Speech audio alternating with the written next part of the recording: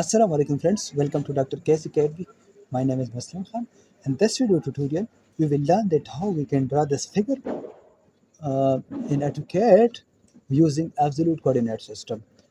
An absolute coordinate system, we need just x and y coordinate of a point, and we separate them by a comma. So first of all, you have to turn off the dynamic input. You can see here in the status bar. If in your case it is not shown in the status bar, you can customize from the customization as well. You can do turn off or turn on by AutoCAD shortcut key Control plus F12 as well. So first, now you have to activate the line command. You can see here. So it is shown specify first find. So our first find, you can see here, this is our reference find first. So we need to type its x and y values and separate them by comma. So its x value as 0 and y value is also 0. So this is our reference. Now come to the find v. We can see here x value is 40 but y value is 0. So type 40 comma 0. Now come to the find c. Its x value is still 40 but y value is 30. So type 40 comma 30 in the command line. Press enter. Now come to the find d.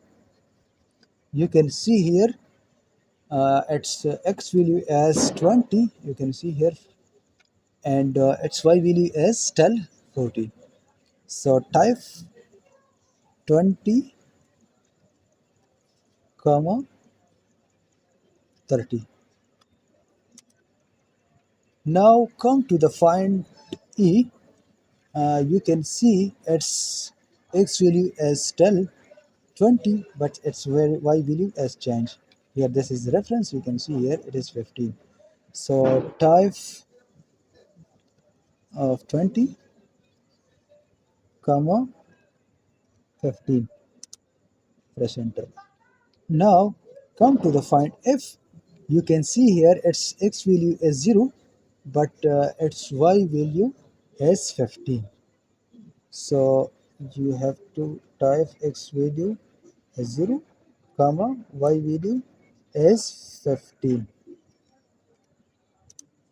Now we have to close this figure. You can do this by two methods. First method, we have to type 0 comma 0, and second method we can do this by uh, typing close in the command line and press enter. So this was all about our drawing figure in absolute coordinate system in AutoCAD. We need x value and y value and separate them by comma. You just need to put or type x coordinate value and y coordinate value and separate them by comma and press enter.